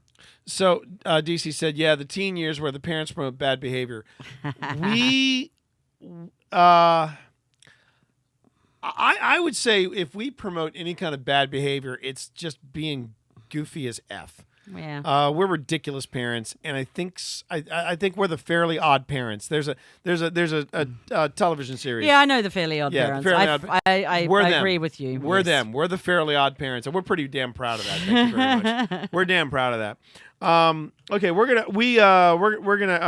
give a 10-minute warning now. If you have any questions about our works, about what we were gonna plan for 2019, or anything at all, any writing questions, any content creation questions, go ahead and throw them out into chat, because in about 10 minutes, we're kind of hitting the wall. That's all right. I mean, I've been yawning and drinking beer, so and I think burping and belching. No, baby, I'm belching. I'm belching like a pro. I know you are. So now would be the time to ask us. And if you are curious and you want to, and a thought pops in your head, you can always drop us voicemail. A voicemail is 703-791-1701. You can also write to us at t@tmorris.com or pip@pjballantyne.com. Yeah. And that's find us on the social medias. Find us on all the social medias. And like I said, we do the Shared Desk, which is this podcast where we talk about writing stuff, some nerdy stuff, but we always try to tie it back to writing. And then there's the podcast that I do. I do on Twitch. Oh, sorry, I do it on Twitch, but I also do on Destiny, which is the main thing that I tend to. Which is the main thing I tend to stream on this channel. It's Happy Hour from the Tower at happyhourfromthetower.com. Are you going to do that tomorrow? I think I'm going to do that tomorrow. I think we haven't had it. We haven't had an episode where we have just talked about the game. The last couple of episodes have been pretty much interviews, and we've had some really good interviews. I don't mind bragging. I don't mind talking a little bit about what we do. Give me a second, and I will tell you about what we do. Just gotta enter in a password. You've protected your website. Yeah, I know. happyhourfromthetower.com. That's right. That's the website. Yeah. So you're trying to work out how many interviews you've done, what interviews you've done. All right, you've had some great voice talent. We've had a lot of voice talent. We've had a lot of the voice talent show up, which has been really fun. But the one that our recent interview was an interview with Steve the Blind Gamer. Parts 3 and 4 of Omens will probably drop tomorrow, so be ready for that. And then there was episode 43 was an interview with Mocap actor Richard Salonika. Richard Salonika is the guy who did all the mocap for Cade 6. So he's got the dialogue in front of him, and he told some great stories about improv and things like that. It was really cool.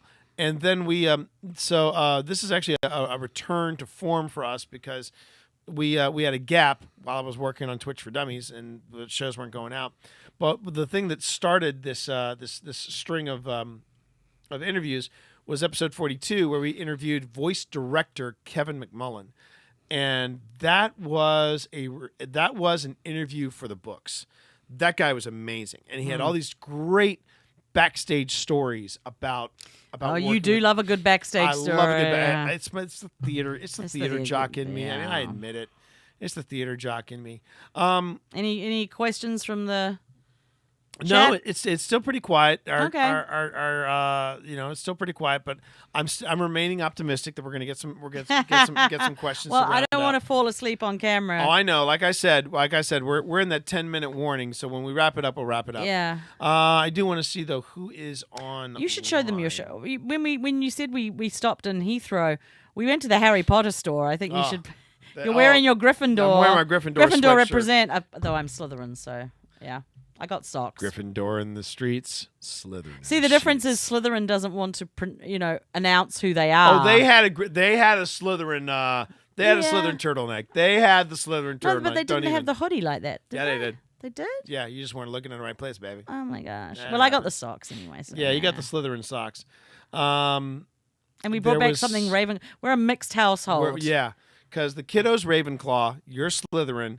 I'm Slytherin love obviously spreadsheets. Yeah, yeah. Slytherins love their spreadsheets. That's why so many of them are accountants. Let's see. What was I about to look up? I was about to look up something. It wasn't Happy Hour from the Tower.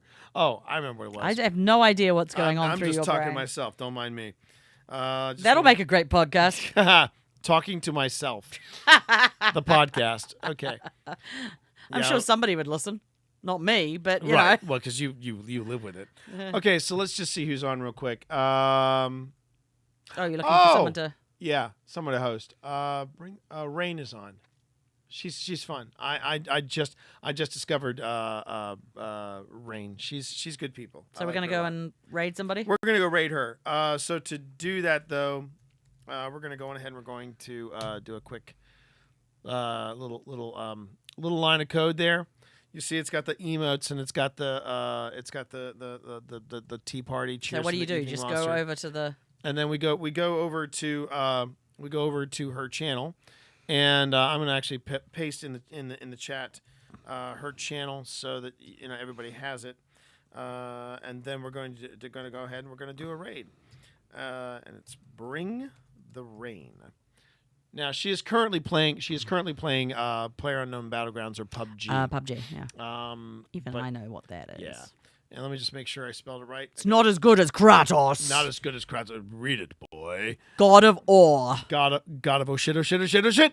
Kebab of War. I think that might be my new favorite one. My favorite is God of Are We There Yet? Hey, Kratos got swole by rowing. There you go. He's like an ad for rowing. Yeah.